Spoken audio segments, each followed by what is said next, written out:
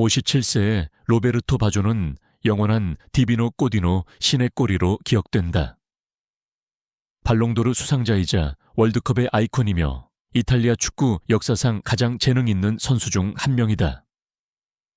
그의 우아한 경기 스타일은 수백만 명에게 영감을 주었고, 조용한 성격은 대중의 눈에 그를 범접할 수 없는 존재로 만들었다. 그러나 박수와 상징적인 골 뒤에는 그가 한 번도 말하지 않았던 굴욕, 배신, 그리고 분노의 순간들이 존재했다. 침묵 속에서 끝난 훈련들, 그의 신뢰를 산산조각 낸 결정들, 그리고 어떤 무릎 부상보다도 깊은 상처를 남긴 5명의 남자들. 그리고 이제 처음으로 그 5개의 이름이 밝혀지려 한다. 말을 꺼내기까지의 결정은 결코 쉽지 않았다. 수십 년 동안 로베르토 바조는 대립 대신 침묵을, 보복 대신 명상을 선택해왔다. 그러나 최근 축구계를 떠난 또 한 해를 돌아보는 성찰적인 인터뷰에서 익숙한 질문들이 다시 떠올랐다. 그의 부상들, 갑작스러운 이별들, 그리고 그의 커리어가 의도적으로 방해받는 것처럼 보였던 순간들에 대한 질문이었다. 그에게 결코 용서하지 못한 사람이 있느냐는 질문이 나오자 바조는 몇 초간 말을 멈춘 뒤 조용히 답했다. 사람들이 생각하는 것보다 더 많습니다. 그는 그들이 전통적인 의미의 적은 아니었지만 그들의 선택과 말, 그리고 배신이 그의 인생의 방향을 영원히 바꿔놓았다고 설명했다. 그리고 오늘 그렇게 묻혀있던 그 목록이 마침내 빛을 보게 된다. 5번, 기안피에로 보니페르티. 로베르토 바조의 목록에서 하수번에 오른 인물은 그의 커리어에서 가장 취약했던 시기 중 하나에 유벤투스에서 절대적인 권력을 쥐고 있던 남자다. 바로 클럽 회장이었던 지안피에로 보니페르티다. 대중에게 보니페르티는 권위와 전통의 상징이었다. 그러나 바조에게 그는 점점 공감 없는 냉혹한 결정들의 얼굴로 다가왔다. 두 사람 사이의 균열은 바조가 만성적인 무릎 부상과 싸우는 동안 더욱 깊어졌다. 공격수가 고통과 고립 속에서 훈련을 이어가던 와중에 보니페르티는 비공식적인 자리에서 그의 신뢰성에 의문을 제기하기 시작한 것으로 전해진다. 클럽 사무실에서 열린 긴장된 회의 자리에서 회장은 단도직입적으로 이렇게 말했다고 한다. 유벤투스는 너무 쉽게 부서지는 선수들을 기다릴 수 없다. 그 한마디는 바조가 경기장에서 당했던 어떤 태클보다도 더 깊이 그를 때렸다. 그 이후의 일들은 더욱 큰 상처를 남겼다. 그의 동의 없이 미래에 대한 계획이 세워졌고 협상은 조용히 진행되었으며 신뢰는 완전히 사라졌다.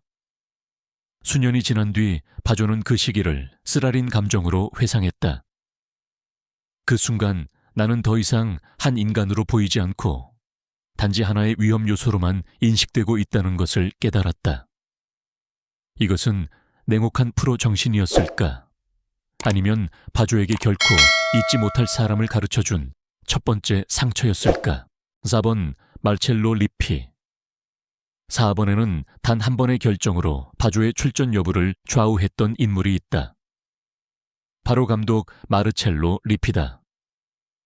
리피가 유벤투스의 지휘봉을 잡았을 때 그는 규율과 구조, 그리고 개인의 자유를 거의 허용하지 않는 비전을 가져왔다. 본능적이고 연약하며 감정에 의해 움직이는 선수였던 바조에게 그 시스템은 곧 하나의 감옥처럼 느껴졌다. 결정적인 균열은 비노보에서 열린 긴장감 넘치는 훈련 세션 중에 찾아왔다. 목격자들에 따르면 리피는 전술 지시를 따르지 않았다는 이유로 여러 차례 경기를 멈추고 바조를 질책했다. 어느 순간 감독은 선수단 앞에서 이렇게 외쳤다고 전해진다. 복종하지 않으면 재능은 아무 소용이 없다. 그 말은 깊이 파고들었다. 바조는 침묵 속에서 훈련을 마쳤고 혼자 옷을 갈아입은 뒤 아무와도 말하지 않고 떠났다. 이후 설명 없이 선발 명단에서 그의 이름이 빠진 경기들이 이어졌다. 기자회견에서 리피는 균형과 희생을 이야기했지만 바조는 자신이 개인적으로 표적이 되었다고 느꼈다. 그는 훗날 가까운 지인에게 이렇게 털어놓았다. 나는 시스템과 싸우고 있었던 게 아니었다. 존재하기 위해 싸우고 있었을 뿐이다. 표현을 기반으로 정체성이 형성된 선수에게 전술적 문제로 전락하는 것은 견딜 수 없는 일이었다. 이것은 단순한 철학의 충돌이었을까? 아니면 바조가 자신의 마음에서 축구를 빼앗아간 남자를 원망하기 시작한 순간이었을까? 3번 안도니 고이코의 텍스야. 3번에는 로베르토 바조의 몸, 그리고 어쩌면 그의 운명까지 영원히 바꿔놓은 태클의 주인공이 있다. 바로 안도니 고이코에체아다. 그 경기는 긴장으로 가득 찬 리그 경기였고 수비수들이 공격성과 폭력의 경계를 넘나들던 순간들이 이어지고 있었다. 경기 막판 고이코에체아는 무모한 태클을 시도했고 그의 스터드는 전속력으로 바조의 무릎을 찍었다. 그 충돌음은 관중의 함성보다도 더 크게 울려 퍼졌다. 바조는 즉시 쓰러졌다. 의료진이 달려왔고 동료들은 고개를 돌렸으며 고이코에체아는 사과 한마디 없이 그 자리에 서 있었다. 바조가 들것에 실려 나가는 동안 그 수비수는 이게 축구다라고 중얼거렸다고 전해진다. 그 부상은 치명적이었다. 인대 파열, 수개월에 걸친 수술, 그리고 갑자기 불확실해진 미래. 균형과 직관에 기반한 선수에게 그 무릎은 다시는 예전과 같을 수 없었다. 수년이 흐른 뒤 바조는 그 순간을 절제된 분노와 함께 회상했다. 아픈 게 문제가 아니었다. 그는 조용히 말했다. 누군가는 내 커리어가 끝나도 상관없다고 생각했다는 사실이 더 괴로웠다. 재활은 외로운 싸움이 되었고 텔레비전에서 끝없이 반복 재생되던 그 태클의 장면은 그의 기억을 끊임없이 괴롭혔다. 고이코에체아는 단지 잔혹한 시대의 산물이었을까?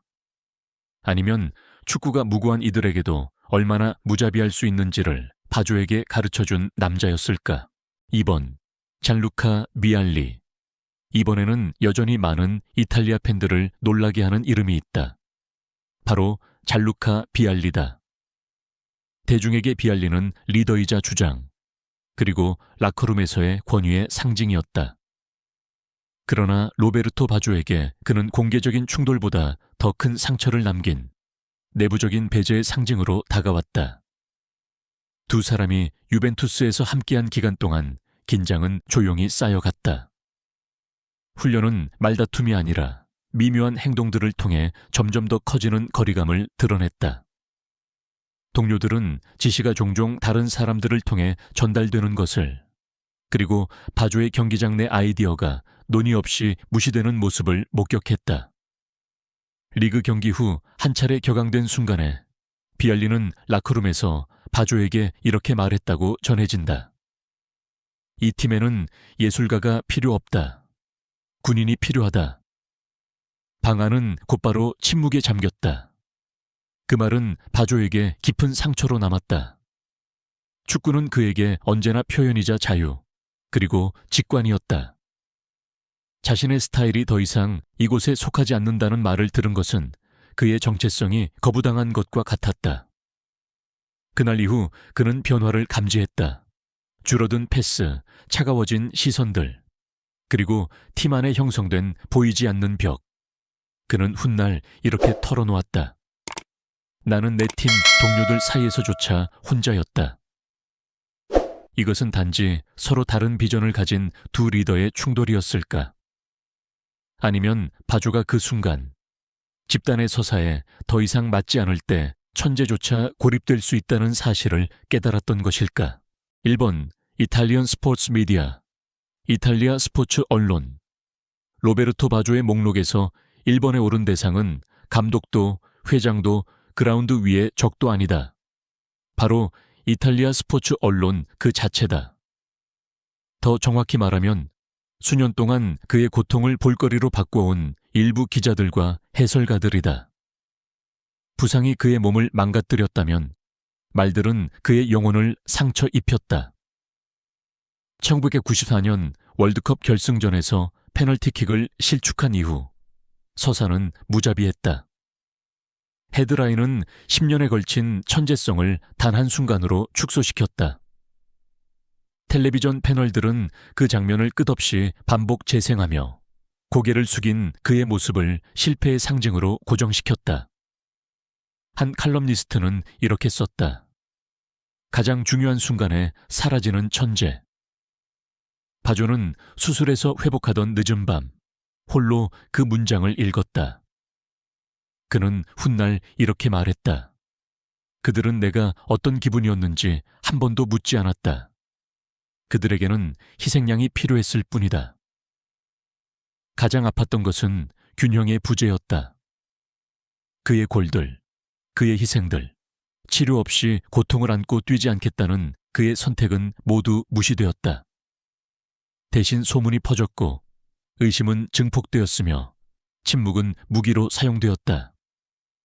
그 시기 바조가 텔레비전을 완전히 꺼버렸다고 친구들은 회상한다. 그는 이렇게 인정했다. 나는 듣는 것을 멈췄다. 듣는다는 것은 다시 고통받는 일이었기 때문이다. 언론은 그저 자신의 일을 하고 있었던 것일까? 아니면 스스로를 변호하지 않았던 한 남자의 조용한 집행자가 되어버린 것일까? 오늘 57세가 된 로베르토 바조는 분노가 아니라 명확함으로 말한다. 이 목록에 오른 5명의 남자들은 괴물도 완벽한 악인도 아니었다. 그들은 성공 뒤에 숨은 인간적인 대가를 종종 잊어버리는 하나의 시스템을 이루는 조각들이었다. 그들의 이름을 말하는 것은 복수를 위한 것이 아니라 해방을 위한 것이다. 그리고 남는 질문은 불편하다. 그의 이야기와 같은 수많은 이야기들은 얼마나 더 세상에 드러나지 않은 채 남아있을까? 그리고 침묵이 그를 수십 년간 보호해 주었다면 축구 역사의 그림자 속에는 아직 어떤 진실들이 모습을 드러내기를 기다리고 있을까?